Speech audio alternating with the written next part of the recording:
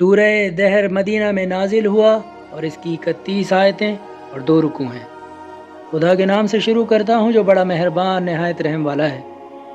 بے شک انسان پر ایک ایسا وقت آ چکا ہے کہ وہ کوئی چیز قابل ذکر نہ تھا۔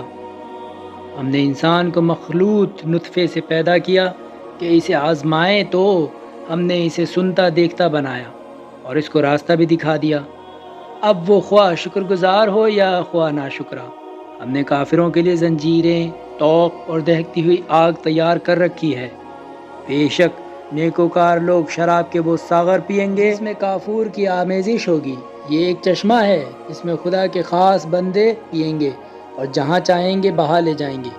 یہ وہ لوگ ہیں جو نظریں پوری کرتے ہیں اور اس دن سے جس کی سختی ہر طرف پھیلی ہوگی ڈرتے ہیں، اور اس کی محبت میں محتاج اور یتیم اور اسیر کو کھانا کھلاتے ہیں، اور کہتے ہیں کہ ہم تو تم کو بس خالص خدا کے لیے کھلاتے ہیں، ہم نہ تم سے بدلے کے خواستگار ہیں اور نہ شکر گزاری کے۔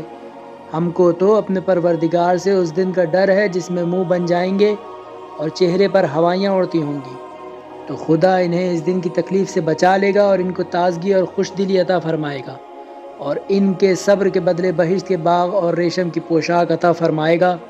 وہاں وہ تختوں پر تکیے لگائے بیٹھے ہوں گے، نہ وہاں آفتاب کی دھوپ دیکھیں گے اور نہ شدت کی سردی، اور گھنے درختوں کے سائے ان پر جھکے ہوئے ہوں گے، اور میووں کے گچھے ان کے بہت قریب، ہر طرح ان کے اختیار میں، اور ان کے سامنے چاندی کے ساغر اور شیشے کے نہایت شفاف گلاس کا دور چل رہا ہوگا، اور شیشے بھی کانچ کے نہیں، چاندی کے جو ٹھیک اندازے کے مطابق بنائے گئے ہیں، اور وہاں انہیں ایسی شراب پلائی جائے گی جس میں زنجبیل کے پانی کی آمیزش ہوگی۔ یہ بہشت میں ایک چشمہ ہے جس کا نام سلسبیل ہے، اور ان کے سامنے ہمیشہ ایک حالت میں رہنے والے نوجوان لڑکے چکر لگاتے ہوں گے کہ جب تم ان کو دیکھو تو سمجھو کہ بکھرے ہوئے موتی ہیں، اور جب تم وہاں نگاہ اٹھاؤ گے تو ہر طرح کی نعمت اور عظیم الشان سلطنت دیکھو گے۔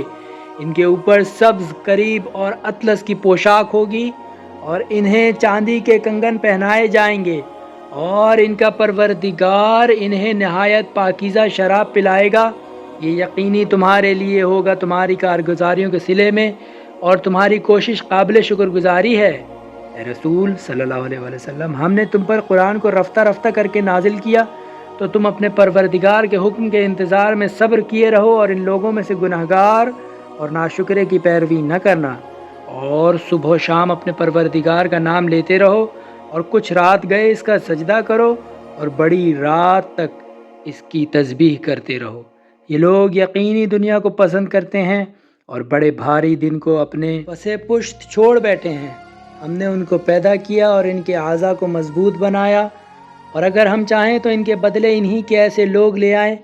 بے شک یہ قرآن سراسر نصیحت ہے، تو جو شخص چاہے اپنے پروردگار کی راہ لے، اور جب تم خدا کو منظور نہ ہو تم لوگ کچھ بھی چاہ نہیں سکتے۔ بے شک خدا بڑا واقف کار دانا ہے، جس کو چاہے اپنی رحمت میں داخل کرے۔ ظالموں کے واسطے اس نے دردناک عذاب تیار کر رکھا ہے۔